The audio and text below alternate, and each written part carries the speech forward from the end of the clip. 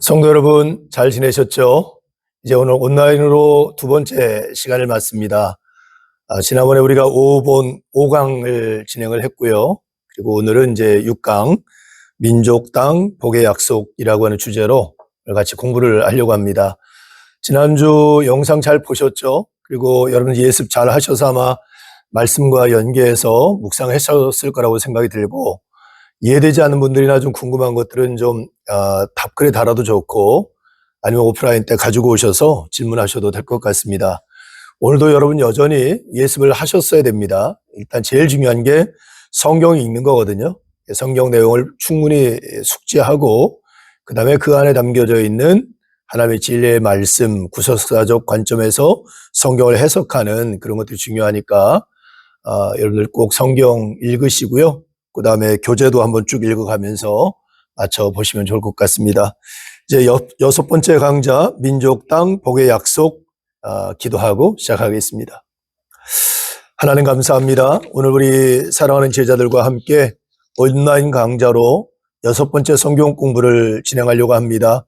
오늘도 여전히 주님이 우리와 함께 하셔서 말씀 가운데 역사해 주시고, 또 말씀을 통해서 하나님을 더 깊이 경험하는 놀라운 은혜가 있게 하여 주시옵소서. 사랑 많으신 예수님의 이름으로 기도드리옵나이다. 아멘. 우리가 다섯 번째 강의를 통해서 이제 창세기 1장부터 11장까지 원역사의 이야기를 좀 다뤘어요.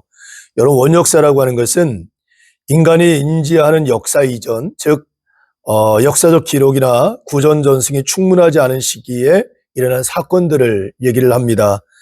그래서 성경을 보면 여기에 하나님의 창조, 그리고 아담과 하와가 선악과를 따먹는 인간의 배신, 그리고 타락함으로 말미암아 에덴 동산을 쫓겨나고 거기서 형제 간의 살인 사건이 일어나는 일들, 그리고 이들이 타락하고 결국 하나님의 심판을 하시고, 또 노아라고 하는 그 새로운 분을 통해서 하나님의 새로운 역사를 써가는 이야기가 지금 원역사에 기록이 되어 있죠. 이 원역사에는 하나님의 구원이라고 하는 3차원적 그 구도가 담겨져 있습니다. 그리고 성경 전체에서 이 원역사는 굉장히 중요한 신학적 위상을 가지고 있다고 말할 수 있죠. 왜냐하면 이 세상의 시작과 그리고 이 세상을 시작해 하신 하나님에 대한 이야기, 이 세상의 시작은 어떻게 되었는지, 그리고 왜 예수 그리스도가 이 땅에 오시게 되었는지, 원죄에 관한 이야기들이, 그리고 하나님의 구원의 역사가 어떻게 이루어져 가고 있는지에 대한 이야기들이 기록되어 있기 때문에 그렇습니다. 이제 오늘은 창세기 12장부터 50장까지 족장사에 관한 이야기, 이스라엘의 족장, 열방의 족장들의 이야기를 우리가 묵상하게 됩니다. 특별히 하나님께서 어떻게 이 족장사 이야기를 통해서 인간의 역사를 섭리하시는지, 개입하셔서 주관하시고 이끌어 가시는지를 알게 되는 그런 말씀이라고 볼 수 있고요. 특별히 이제 오늘 우리가 이제 족장사의 시작인 창세기 12장에는 아브라함이라고 하는, 믿음의 조상이라고 말하는 아브라함의 등장이 족장사의 시작으로 연결됩니다. 하란이라고 하는 곳에, 특별히 갈대아 우르라고 하는 곳에서 출발해서 하란이라고 하는 곳에 정착하고, 거기서 하나님께서 아브라함을 부르시면서 족장사의 이야기가 시작될 때, 하나님께서 아브라함에게 약속하신 것은 땅, 민족, 땅, 복, 이 세 가지를 약속하셨죠. 이 약속을 믿고 아브라함이 하나님의 부름 앞에 순종하면서 족장의 이야기, 창세기 12장의 이야기가 시작된다고 볼 수 있습니다.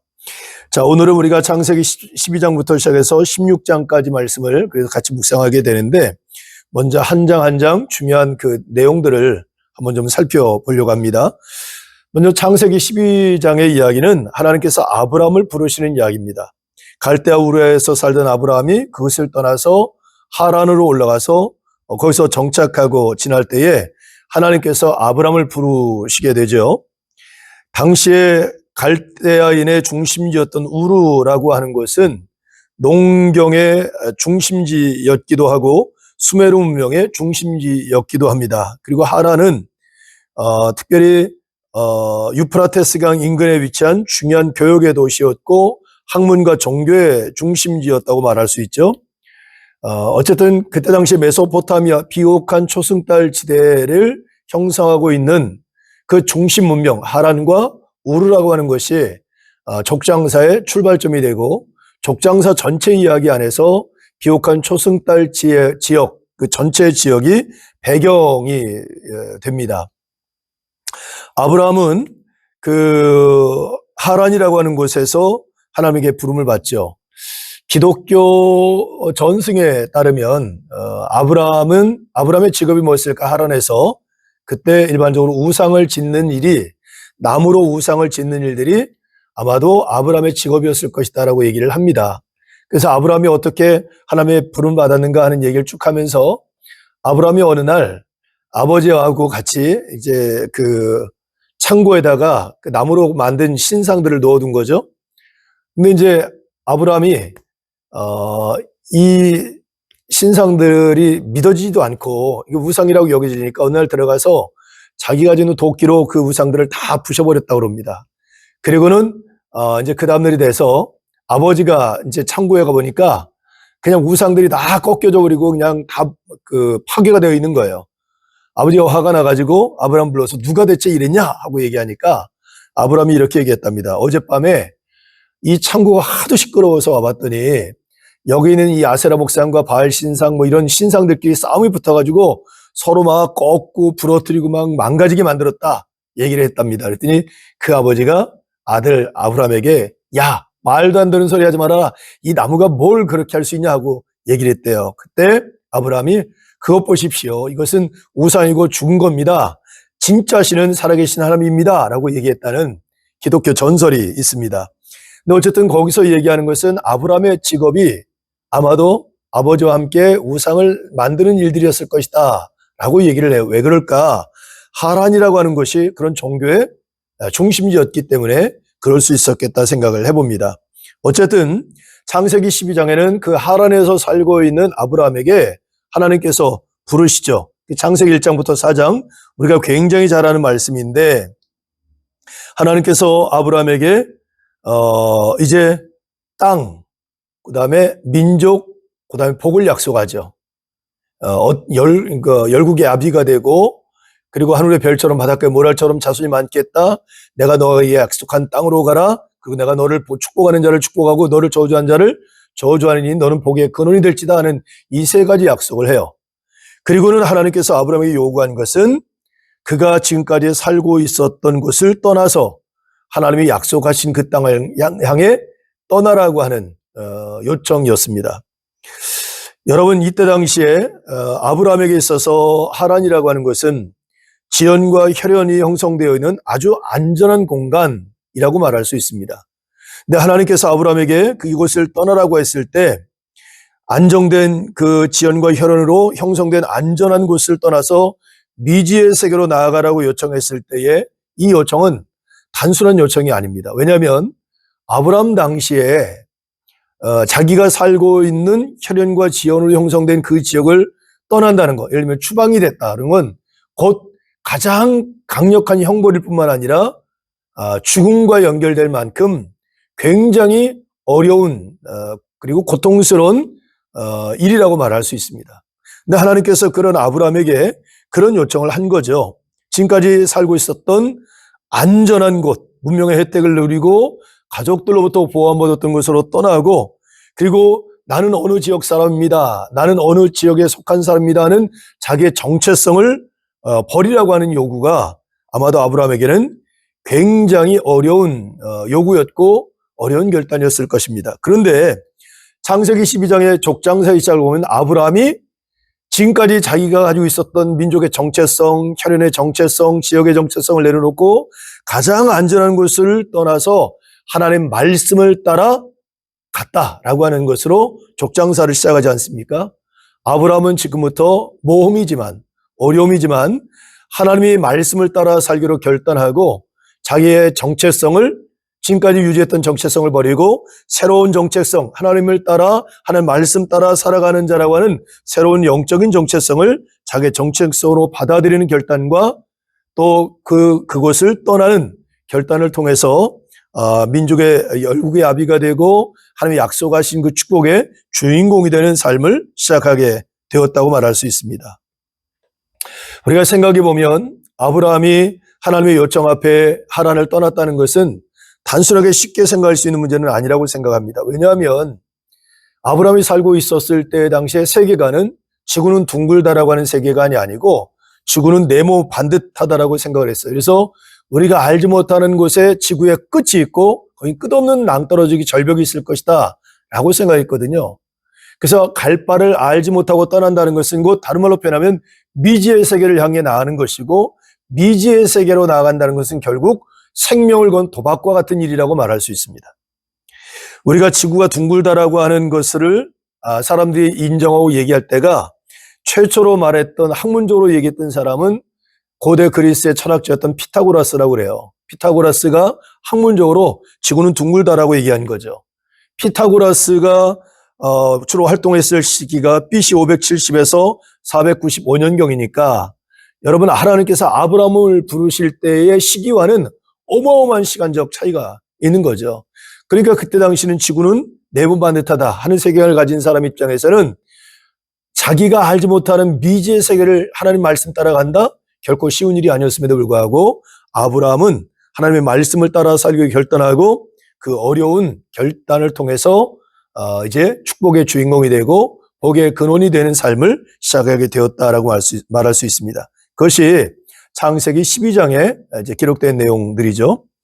이제 창세기 13장으로 넘어가면 이제 아브라함이 하나님 말씀 따라서 이제 가나안 땅으로 갔습니다. 그런데 잘 돼야 되는데, 그렇죠? 말씀 따라 왔으니까 농사도 잘 되고 거기서 정착해서 잘 살아야 되는데 가뭄이 와서 더 이상 살 수 없는 상황이 되어서 애굽으로 피신을 하게 되고, 애굽으로 피신해서 자기 자신 아내 사레가 너무 예뻐서 애굽 사람들에게 빼앗길까 두려워서 아내를 누이 동생이라고 속이는 비겁한 일들을 보이는 그 과정들이 있고요. 그리고 다시 베델로 올라옵니다. 베델로 올라와서 거기서 정착해서 지나는데 이제 조카 롯과 함께 그 가산이 많아지면서 서로 좀 갈등이 생기니까 아브라함이 조카 롯에게 얘기하죠. 내가 이제 우리 헤어지자. 내가 우측을 선택하면 내가 좌측을 가고 내가 좌측을 선택하면 내가 우측을 갈 테니까 선택해라 라고 얘기를 하죠. 그때 조카 롯이 창세기 13장 10절에 보면 이렇게 기록되어 있어요. 눈을 들어 라는 얘기를 해요. 눈을 들어 보았더니 소알 땅이 물된 애굽 땅과 물된 동산 에덴 동산 같았다라고 표현을 합니다. 애굽을 경험했잖아요. 나일강을 중심으로 있는 비옥한 땅을 경험했으니까 너무너무 풍요로운 땅을 본 겁니다. 그래서 조카 롯은 두말하지 않고 바로 소돔과 고모라가 속해 있는 소알 땅을 향해 선택하고 그 길을 가죠. 근데 성경은 참 재미있게 뭐라고 그 창세기 13장 13절에 보면 뭐라고 기록되냐면 소돔 사람은 여호와 앞에 악하며 큰 죄인이었더라 라고 얘기를 해요. 자, 이 얘기를 통해서 보면 조카 롯은 무엇을 보고 선택합니까? 그가 눈을 들어 보았다고 그러거든요. 그때 조카 롯은 아브라함처럼 하나님의 말씀을 기억하고 하나님을 바라보면서 판단을 결정한 게 아니라 유목민들에게 있어서 가장 중요한 물과 풀을 바라보고 그것을 선택의 기준으로 삼았다는 거예요. 그 길이 하나님 보시기에 합당한 길인지 또 그곳이 하나님의 영광이 드러나고 하나님의 의가 있는 곳인지를 전혀 고려하지 않고 자신의 욕구, 그때 당시에 유목민들에게 있어서 가장 중요한 기준이었던 물과 풀을 바라보고 그것을 판단 기준으로 삼아서 선택했다고 말하는 거죠. 자, 그 이야기 이후에 이제 아브라함의 선택이 옵니다. 아브라함은 이제 조카 롯이 선택한 그 에덴 동산 같고 애굽 땅 같은 곳을 이제 조카가 갔으니 나머지 땅을 돌아봤더니 다 광야인 거예요, 광야. 황폐한 광야. 그때 창세기 13장 14절로부터 18절까지 말씀이 뭐냐면 하나님께서 그런 아브라함에게 뭘 약속하시냐면 다시 축복을 약속하세요. 여러분, 여기에 재미난 표현이 있는데 14절을 보면 이렇게 기록되어 있어요.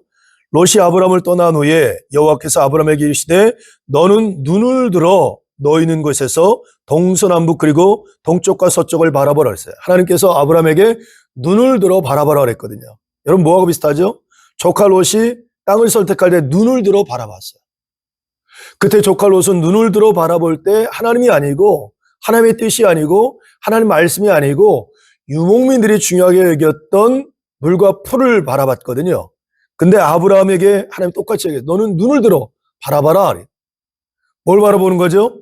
눈에 보이는 이 메마른 황폐한 땅들을 보는 게 아니라 그 땅들 위해서 일하시고 역사하시는 하나님. 그 하나님의 약속의 말씀을 보라고 얘기하는 거예요. 그래서 하나님께서 얘기하세요. 15절부터 18절까지 말씀이 아브라함에게 축복인데 뭐냐면 이런 황폐한 땅이지만 내가 이 땅을 너에게 주고 이 땅에 너희 자손들이 번성하게 하고 그리고 내가 다니는 모든 땅을 내가 너에게 주겠다. 그 모든 이야기 중심에 누가? 하나님이 계신 거죠.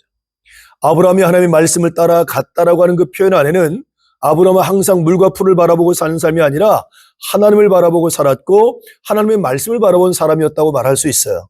이것이 조카 롯과 아브라함의 선택의 결과라고 말할 수 있습니다. 우리가 이제 창세기 14장 이후에 이제 우리가 이 소돔과 고모라가 어떻게 멸망하는지 알고 계시죠? 물과 풀을 눈을 들어서 물과 풀을 선택했던 그것을 가장 중요한 판단의 기준으로 삼았던 조카 롯은 우리가 알고 있는 것처럼 소돔과 고모라가 멸망하면서 다 잃어버리고 이방 민족의 선조가 되는 정말 불행한 자가 됩니다. 반면에 아브라함은 광야 땅이에요. 그냥 황폐한 땅이에요.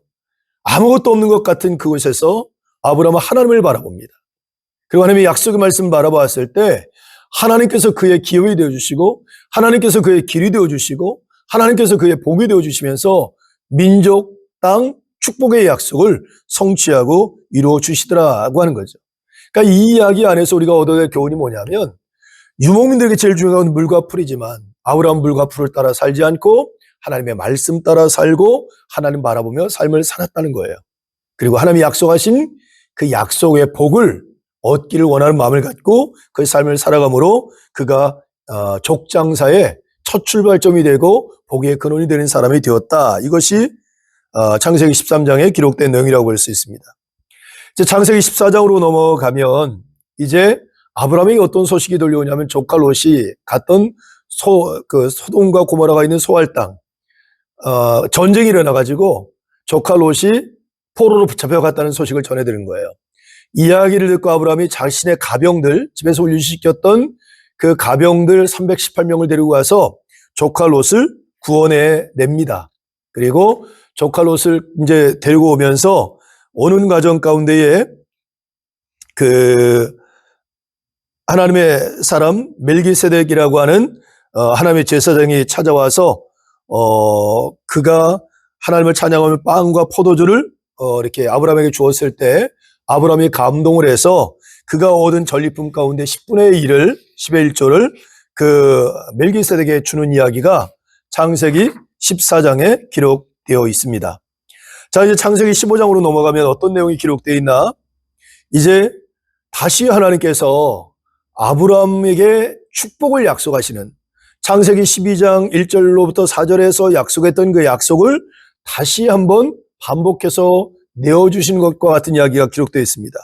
어떤 내용이냐면 하나님께서 아브라함에게 나타났을 때 아브라함에게 얘기해요. 아브라함아, 나는 너의 큰 상급이다. 너의 방패다. 내가 너와 늘 함께해서 내가 너를 지켜주고 있다. 얘기할 때 아브라함이 하나님에게 요구를 해요. 그게 2절이거든요. 15장 2절을 보세요. 아브라함이 이르되 주 여호와여 무엇을 내게 주시려 하나이까? 나는 자식이 없사오니 나의 상속자는 이 다메섹 사람 엘리에셀이다 하는 얘기를 해요. 하나님이 하늘의 별처럼 바닷가의 모랄처럼 자손이 많겠다고 했는데 정작 지금 아브라함은 뭔 얘기를 하는 거냐면 하나님 그 약속을 하셨는데 정작 나에게는 그 대를 이어갈 자식이 없습니다라는 얘기를 하는 거예요. 그때 하나님께서 아브라함에게 약속하세요. 3절로부터 시작해서 5절까지 말씀이거든요. 이렇게 얘기해요. 아브라함이 또 이르시되 주께서 내게 씨를 주지 아니하셨으니 내 집에서 길린 자가 내 상속자가 될 것이니이다. 여호와의 말씀이 그에게 임하여 이르시되 그 사람이 내 상속자가 아니라 내 몸에서 날 자가 내 상속자가 되리라 하시고 그를 이끌고 밖으로 나가 이르시되 하늘을 우러러 무뼈를 셀 수 있나 보라. 또 그에게 이르시되 내 자손이 이와 같으리라. 자, 하나님께서 아브라함을 데리고 가서 하늘의 별들을 보여주시면서 야, 내 자손들이 이와 같을 거야. 내 후손들이 이와 같을 거야. 창세기 12장 1절부터 4절에 약속했던 자손의 복을 다시 약속을 해요. 자, 그때 아브라함이 어떤 태도를 보이냐면 6절이에요. 6절 말씀 한번 보세요, 여러분들. 뭐라고 써있습니까? 아브라함이 여호와를 믿으니 그랬어요. 아브라함이 뭘요? 하나님의 약속의 말씀 믿었다. 여러분 한번 상상을 한번 해보세요. 하나님이 약속해가지고 자식을 주겠다, 땅을 주겠다, 복이 근원되겠다 해서 그 약속을 믿고 정말 죽을 것 같은데 생명을 걸고 순종해서 나왔어요. 근데 오랜 시간이 지났는데 정작 자식이 없네요. 그게 얼마나 낙심이 되겠어요. 또 지금까지 땅 한 떼기가 없는 거예요, 내 땅이. 얼마나 낙심이 되겠어요. 그런데도 불구하고 하나님이 다시 아브라함에게 내가 내 자손을 줄 거야. 하늘의 별처럼 바닷가의 모래알처럼 말씀하셨을 때 아브라함은 전혀 흔들리지 않고 하나님이 약속하신 그 말씀을 믿었다는 거예요. 그때 뭐라고 얘기합니까? 창세기 15장 6절 후반절 보세요. 여호와께서 이를 그의 의로 여기셨다. 아브라함이 그렇게 믿는 그 믿음을 하나님께서 의롭다 인정하셨다라고 성경은 얘기합니다. 여러분 대단하지 않아요? 저희들에게도 필요한 것은 이런 아브라함의 믿음이라고 생각해요. 왜냐하면 저와 여러분들도 언약, 약속을 믿고 살아가는 존재들이에요. 그렇죠? 우리가 하나님의 나라에 대한 약속이 있고 영생에 대한 약속이 있고 구원에 대한 확신을 갖고 살아가는 것이고 그리 살아갈 때 이 땅에서 하나님이 잘 되는 복을 주신다는 약속을 믿고 사는 거거든요. 근데 실제 우리가 살아가면서 여러 가지 어려움도 겪기도 하고 또 낙심되는 상황을 경험하기도 하고 실패를 경험하기도 하고 질병을 경험하기도 하고 수많은 우여곡절을 겪거든요. 그럴 때 우리는 물음표를 가질 수 있어요. 우리 신앙이 흔들릴 수도 있고 신앙의 회의가 들 수도 있죠. 그럴 때 우리는 아브라함의 믿음을 가져야 돼. 아브라함은 이런 상황 속에서도 흔들리지 않고 하나님의 말씀을 붙잡습니다. 로마서의 말씀도 히브리서 11장의 말씀도 아브라함의 믿음은 믿음이 약하여져서 믿음이 흔들리지 않고 믿음이 없어지지 않고 견고하여져서 그것을 온전히 믿었다라고 얘기를 하거든요. 우리에게도 그런 믿음이 있어야 되겠다는 생각을 갖습니다. 이제 그 이후에 하나님께서 아브라함에게 땅을 약속하니까 아브라함이 얘기를 해요. 내가 하나님의 약속이 성취될 수 있는 그 비결, 얻게 되는 것을 무엇으로 내가 알 수 있습니까? 하고 하나님께 어떤 증명서 같은 것을 요청을 하죠. 그때 하나님께서 그에게 말씀하시는 게 요구하는 게 9절로부터 나와요. 거기 보면 3년 된 암소, 3년 된 암염소, 3년 된 순양, 산비둘기와 집비둘기 새끼를 가져와서 이걸 반으로 쪼개놓고 제단에 올려놓으라는 거죠. 그때 나중에 하나님께서 이렇게 해요. 불로 거길 지나면서 하나님이 그 모든 것을 이루겠다고 하는 거룩한 행위를 보여주시게 되죠. 그리고 이제 또 하나는 이제 아브라함이 그 후손들을 얻게 되는데 그 후손들이 앞으로 어떤 일을 겪게 될지 어떤 과정을 겪고 다시 이곳으로 돌아오게 될지를 예언해 주세요. 그것이 바로 13절로부터 14절에 나오는 말씀인데 여기 보니까 뭐라 그래? 그들이 이방에서 객이 되어 그들을 섬기고 400년 동안 내 자손들을 괴롭힐 것이다 그랬거든요. 객이 된 가나안 땅에서 다시 어디로 가죠? 애굽으로. 누구 때? 야곱 때 피난을 가요. 그리고 애굽에서 몇 년을 지냅니까? 430년을 있어요.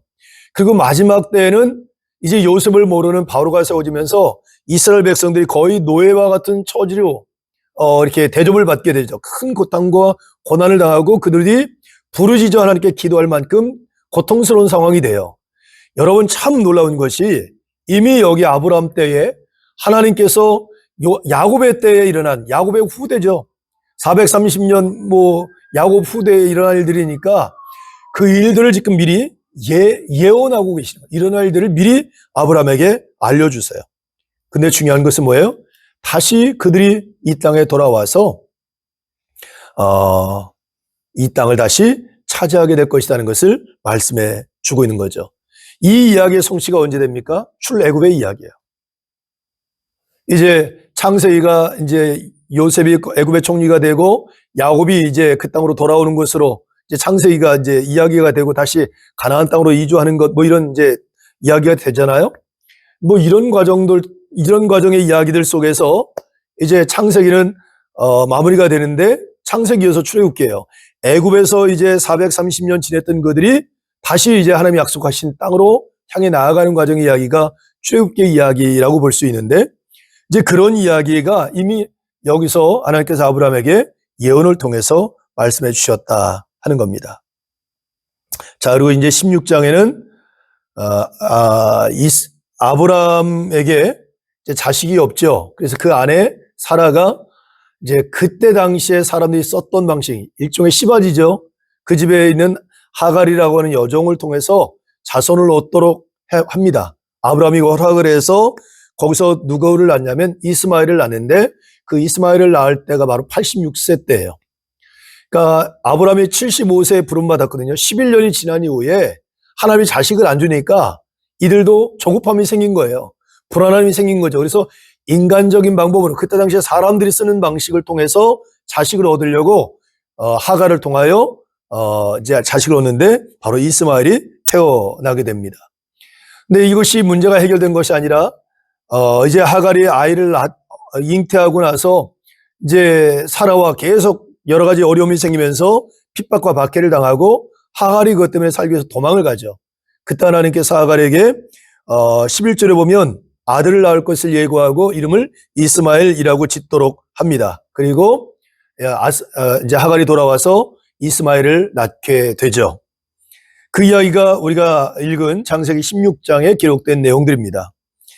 이스마엘은 여기 하나님께서 이스마엘을 뭐라고 얘기냐면 큰 민족을 이루겠다고 약속하거든요. 그 이스마엘도 축복하고 그리고 창세기 16장 12절에 보면 16장 12절에 보면 그가 모든 형제와 대항해서 살리라 그래요.